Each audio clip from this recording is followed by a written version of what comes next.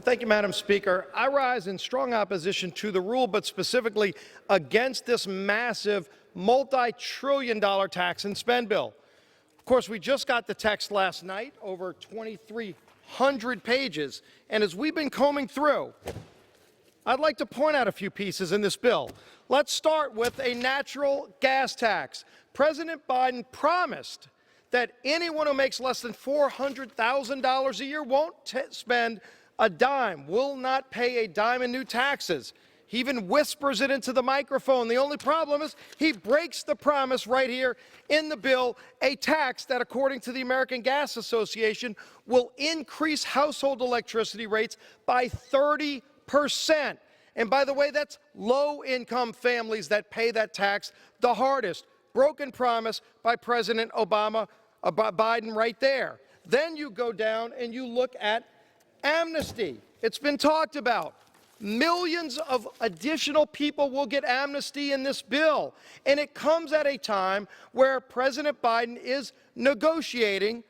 Initially, he said he wasn't, and then the White House had to go back up and say the Justice Department is negotiating $500,000 checks to people who came across our border illegally, and then they're going to give amnesty to millions more people. Estimates are 7 million more people. Can you imagine the flood that will come over when they hear that you can get $500,000 a person if President Biden gets his way? Then you go down the line. There's more, unfortunately. Let's look at, we'll comb through, IRS agents. How many of us have our phones ringing off the hooks with people calling saying, please add 87,000 more IRS agents to the rolls? Not one of us has probably gotten that call, yet they put it in the bill. They call this infrastructure. They call this equity, whatever they want to call it. It's an army of IRS agents that are going to come for your bank account.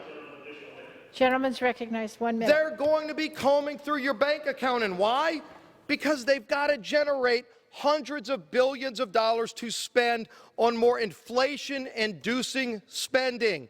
That's right. According to this Penn-Wharton account, you're going to have over $4 trillion of spending with $1.5 trillion of new taxes.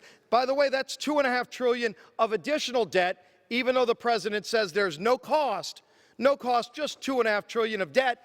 But these IRS agents are going to have to account for over $200 billion to find money from your checking accounts. That's what they're trying to do at dark of night. We started the morning at 8 a.m. We're here after 9 p.m. starting to get into the details of this bill. No wonder they don't want a CBO score. No wonder they want to do this by dark of night. This is going to induce more inflation that's hurting families all across America.